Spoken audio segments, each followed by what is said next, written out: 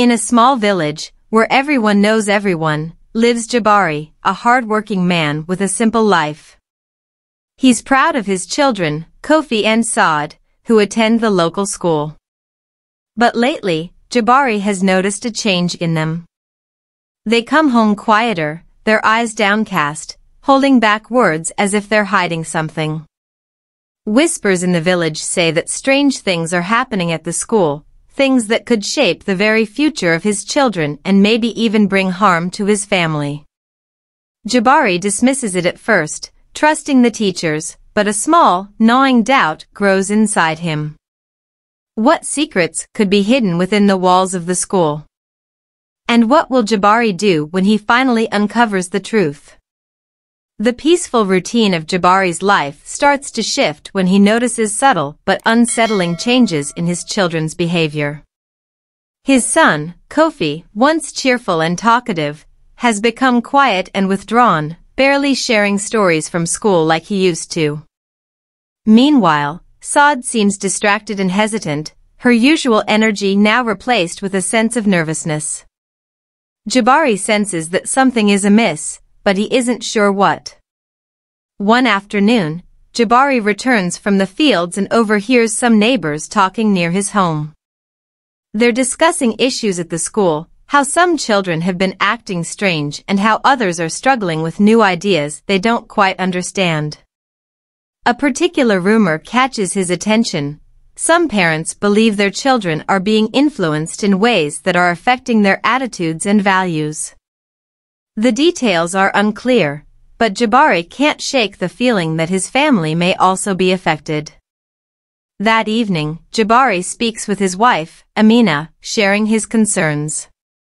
She brushes it off at first, thinking it's typical for children to go through changes as they grow. But Jabari can't ignore the feeling that something more is going on. With a hint of worry in his voice, he decides to approach his children carefully, asking them about their school day in a gentle tone. But as Jabari persists, Kofi finally speaks up, mentioning a teacher who often discusses subjects that leave him feeling confused and uncomfortable. Saad nods, adding that sometimes they hear things in class that don't quite make sense to them or align with what they learn at home. Jabari's heart sinks. He hadn't expected this response and feels a surge of frustration mixed with worry. He wonders if other children are feeling the same way, and what kind of influence the school might be having on them. But he's unsure of how to address it directly, fearing he might be overreacting or misinterpreting the situation. In the days that follow, Jabari becomes more observant, keeping a closer watch on his children's moods and interactions with others. He starts to notice other signs that the issue might be affecting not only his family but the entire village. Conversations among parents become more frequent, each one adding fuel to Jabari's growing concerns. The tension builds, as Jabari finds himself at a crossroads. Should he speak to the school, or is there another way to address the problem? With more questions than answers, Jabari realizes he must act soon to protect his family and find a way to understand the influence surrounding his children. As the days go by, Jabari's worry grows. His children's quietness is beginning to affect the whole family's mood. Even his wife, Amina, now seems concerned. One evening, she confides in him, admitting she, too, has noticed a change in their children. Saad has started questioning things they've always believed, while Kofi seems frustrated and restless.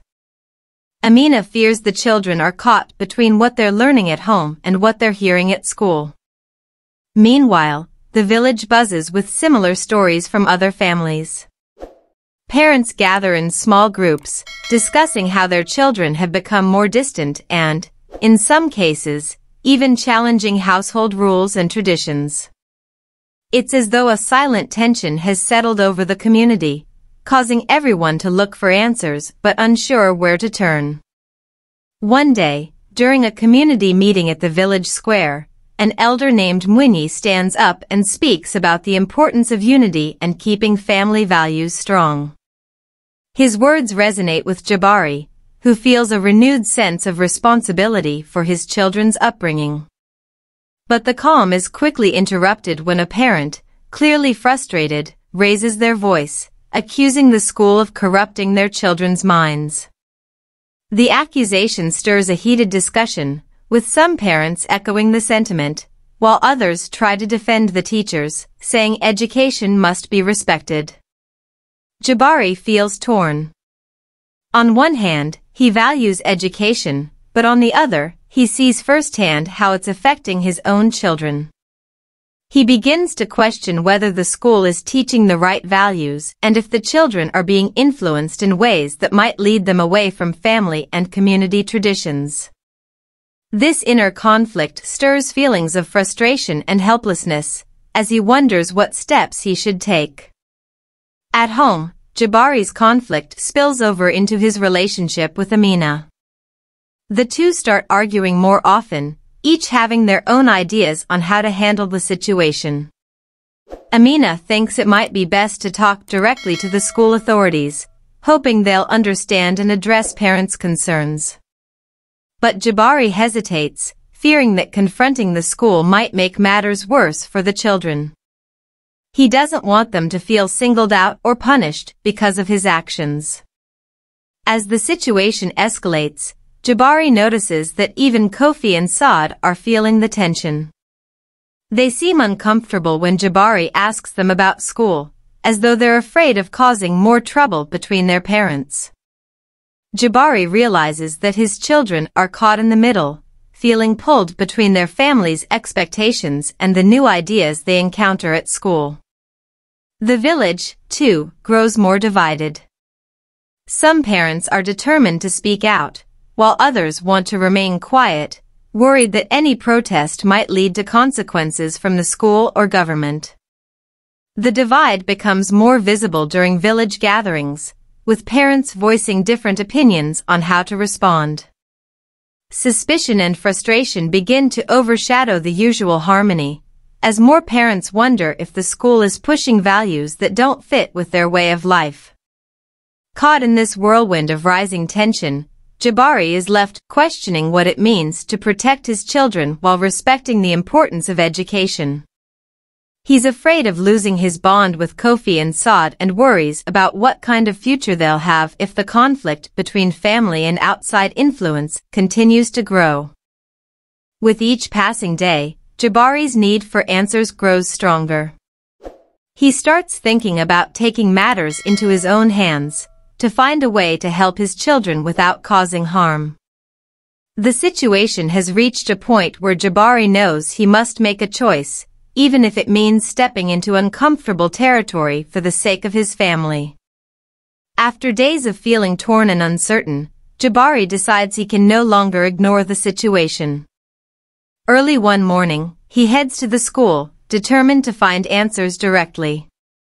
As he walks into the schoolyard, he sees teachers and students preparing for the day. He spots the head teacher, a stern but fair woman named Mumbai, who has been with the school for many years. Jabari respectfully approaches Mumbai, sharing his concerns as both a parent and a member of the village. He explains how he's noticed changes in his children, and he questions if something in the curriculum or teaching style could be causing them to feel disconnected from their family values. Mumbai listens carefully, surprised but open to his concerns. She explains that the school's role is to prepare the children for a broader world while still respecting their roots. Other parents, who have been feeling the same tension, start to gather around. Some share their own experiences, and soon the discussion grows, with several parents expressing their worries about the balance between modern education and traditional values. Mumbai understands their concerns and admits that, in their effort to expose the children to different perspectives, they may not have fully considered the effects on family traditions. At this moment, Jabari takes a stand and suggests that the school and parents work together to bridge the gap. He proposes regular discussions between teachers and parents to ensure that what the children learn in school doesn't conflict with their upbringing at home. Jabari's suggestion is met with nods of agreement, as both parents and teachers realize the importance of unity in shaping the children's futures. Mumbai, moved by Jabari's thoughtful approach, agrees to organize these meetings, making sure parents feel involved and respected in their children's education. She acknowledges that school is just one part of a child's learning and that family values should be supported, not replaced. Jabari's decision to approach the issue directly and with respect has brought clarity to a situation that felt overwhelming.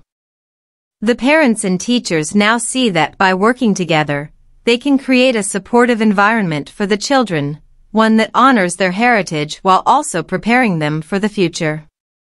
The changes brought by Jabari's proposal soon became evident. Parents and teachers, who had once been unsure of how to balance modern education with traditional values, now worked together regularly. Each month, the meetings created a space where concerns could be shared and solutions found. Teachers understood the importance of preserving the village's customs, and parents began to appreciate the need for their children to be exposed to new ideas. Jabari felt relieved as he saw his children return home with a greater understanding of both the world beyond their village and the culture they were raised in. His children, once confused and frustrated by the tension between the school and home, now felt supported in both worlds.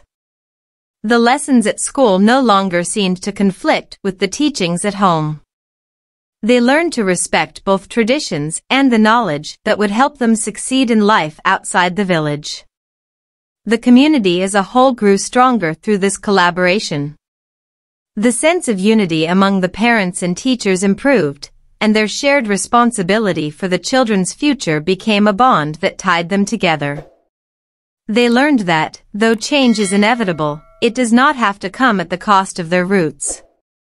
With mutual respect and open conversation, they could adapt to the future without losing the past. The moral of the story is clear: when families and communities come together to address challenges, they can find solutions that benefit everyone. It teaches us that listening to one another, understanding different perspectives, and respecting both tradition and progress can lead to harmony. Jabari's efforts remind us that growth doesn't have to mean forgetting where we come from. We hope you enjoyed Jabari's story and the lessons it brings about community, family, and the importance of understanding one another. What do you think about the way Jabari handled the situation? Have you faced similar challenges in your own community or family? We'd love to hear your thoughts and experiences in the comments below. If you found this story meaningful, don't forget to like the video and subscribe to our channel for more stories that reflect everyday life and valuable lessons. Thank you for watching, and we look forward to your thoughts and feedback. Until next time.